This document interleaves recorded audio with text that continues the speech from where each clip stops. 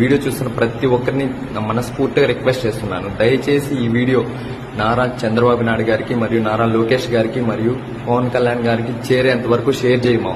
నేను దేశం కోసం ప్రాణాలైనా ఇవ్వడానికి నేను ఈ బార్డర్లో రెడీగా ఉన్నాను. కానీ నా కోసం నువ్వు ఒక్క హెల్ప్, ఈ వీడియోని షేర్ చేయమా ప్లీజ్.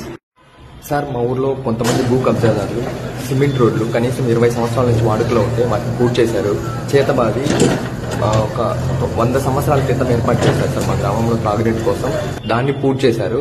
అలాగే ప్రభుత్వ భూములు చాలా వరకు ఆక్రమించేసుకున్నారు. అండ్ ఇంతే కాకుండా చెరువులు కనీసం 10 ఎకరాల వరకు ఆక్రమించుకున్నారు. ఇవన్నీ అయిపోయాక మేము రెవెన్యూ అధికారులు కూడా ఎలాంటి స్పందించకపోవడం వల్ల వాళ్ళు గ్రామంలో ఉన్న పట్టాదారులపై దాడులు చేస్తూ వాళ్ళ పట్టా భూములు కూడా కబ్జా చేయడానికి ప్రయత్నిస్తున్నారు. మా అన్న బెంగళూరులో జాబ్ చేస్తాడు సార్, నేనేమో ఆర్మూడ్ ఫోర్స్ లో ఉన్నాను. ఈ క్రమంలో వాళ్ళు మా అమ్మ మా నాన్నకి ఎవరు ఇంటి దగ్గర తోడుగా లేరనేసి నా ల్యాండ్ ని కబ్జా చేయాలనేసి మా ఫ్యామిలీ మీద దాడులు చేస్తూ ఎన్నో ఆక్రమణలు చేస్తున్నారు సార్. ఒక్కసారి ఈ ఫొటోస్ చూడండి సార్, ఏ విధంగా వాళ్ళు దాడులు చేస్తున్నారనేసి. కనీసం ఆడవాళ్ళని కూడా చూడకన్నా వాళ్ళు ఎంతగా తెగ ఇచ్చి కత్తులెత్తుకొని నరకడానికి పాల్పడుతున్నారు.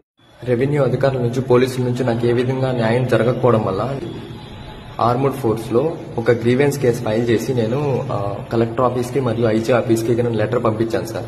నా ఫ్యామిలీ మీద దాడులు జరగకూడదు మరియు నా భూమిని ఎవరు కబ్జా చేయడానికి వీల్లేదు, నాది పక్కా సెటిల్మెంట్ ల్యాండ్, నా దగ్గర అన్ని డాక్యుమెంట్స్ ఉన్నాయనేసి నేను పంపించాను. అయితే నాకు ఎలాంటి రెస్పాన్స్ ఇప్పటికి కూడా రాలేదు. సో ఇంకా నాకు రెస్పాన్స్ ఏం రాకపోవడం వల్ల నేను లీవ్ తీసుకుని ఇంటికి వచ్చి నేను ఇంకా డైరెక్ట్ గా హైకోర్టులో రిట్ పిటిషన్ వేసాను సార్. ఎందుకంటే నా భూమిని సర్వే చేయమంటే కూడా అధికారులు సరిగ్గా రెస్పాండ్ అవ్వడం లేదు. So high court last month April 3వ తేదీన ఒక ఆర్డర్ ఇచ్చింది సార్, నా భూమిని ఖచ్చితంగా 3 months లో కొలిచి నాకు ఇవ్వాలని చెప్పి.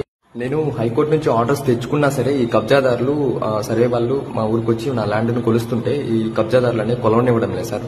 మా ఫ్యామిలీ మీద ఇప్పటికీ దాడులు జరుగుతున్నాయి. కాబట్టి దయచేసి నేను నారా చంద్రబాబు నాయుడు గారిని మరియు లోకేష్ గారిని మన ఉప ముఖ్యమంత్రి పవన్ కళ్యాణ్ గారిని ఒక్కటే వేడుకుంటున్నాను సార్, దయచేసి నా ల్యాండ్ డాక్యుమెంట్స్ లో పక్కా సెటిల్మెంట్ ల్యాండ్ కాబట్టి వాటిని మీరు కూడా కావాలంటే ఒకసారి వెరిఫై చేసి నాకు న్యాయం చేయండి. నా హైకోర్టు ఆర్డర్స్ ప్రకారం నా భూమిని సర్వే చేసి నాకు ఇవ్వాల్సిందిగా నేను కోరుకుంటున్నాను.